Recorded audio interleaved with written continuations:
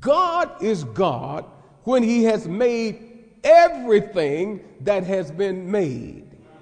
I mean, when we stop today and look around at everything that has been made, we must conclude that there is a God. Yes, it was God, my brothers and sisters, who stood behind the purple hills of eternity and mapped out his plan for the construction of this world. And then he stepped up on nothing and reached from nothing to nowhere until he got to somewhere. And then God grabbed a hold of something and brought something from somewhere all the way back to nowhere, and then hung something on nothing. It was God, I tell you, who wrapped the drapers of the rainbow around the shoulders of the storm, causing calm and peaceful days. It was God who looked out into space, caused worlds to twirl and stand it up in space and took its prospective places in some divine order. It was God, I tell you, that took little diamond stick pins called stars and put them into the blue ether. It was God that grabbed that silver queen of night, the moon, and made her move across the uncharted darkness.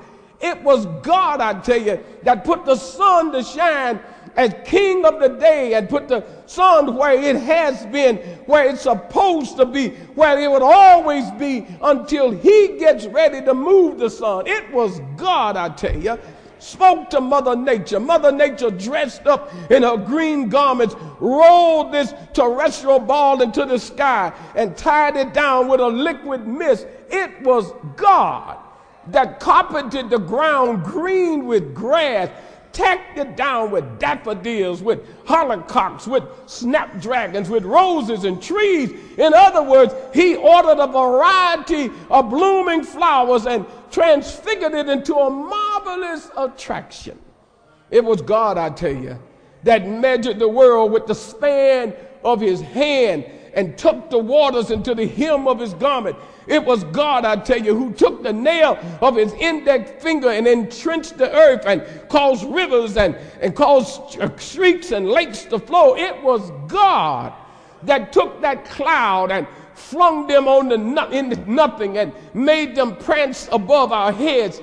It was God, I tell you, that guides the course of the zigzag lightning as the lightning hops and skips upon the bosom of yonder space. It was God, I tell you, who took the thunderdogs and make them roar like 1,000 chariot wheels on distant battlefields. It was God.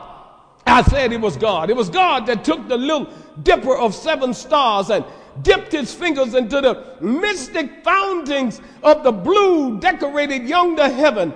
It was God, I tell you, who shot the comets on the birthday of time and sent them streaking across over our head. Yes, it was God who made all of it. It was God.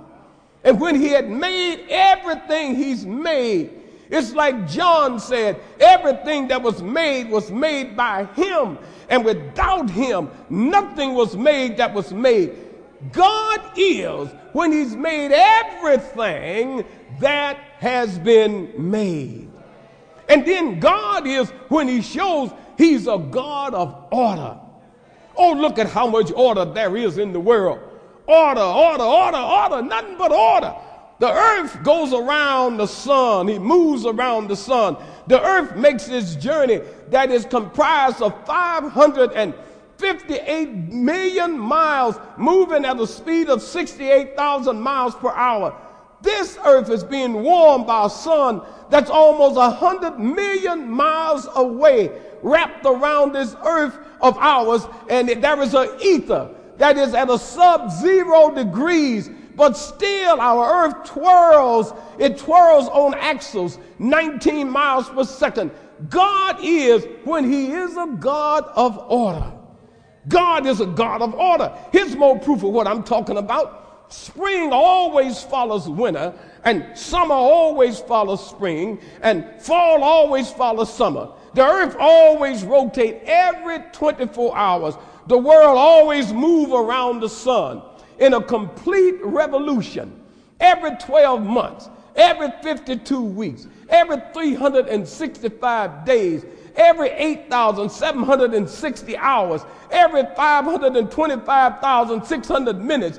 The earth does that all the time because my God is a God of order.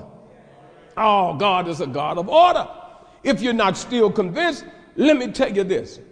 It's my God that can take a black cow, make him eat green grass, make him grow red hair, and then give off white milk, and then chewing up yellow butter.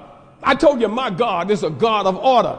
I said he's a God of order. And then my God is God when he does not need no repairing. I mean, the Buddhas, every 5 or 10 years, Buddha's diamond eyes get a little loose.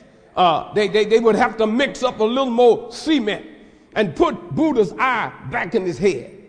Every now and then, Buddha's arms could get a little tarnished, and somebody would have to rub him up and make him shine all over again. Every now and then, when somebody might drop something on the Buddha's toe, and they would have to call a sculpture in to grain and shape and make Buddha a new toe. But my God needs no repairing. And not only does he not need any repairing, everything he's made needs no repairing. Look at the sun. Shines for thousands of years. And I never heard of no electrician climbing the staircase of eternity trying to fix it.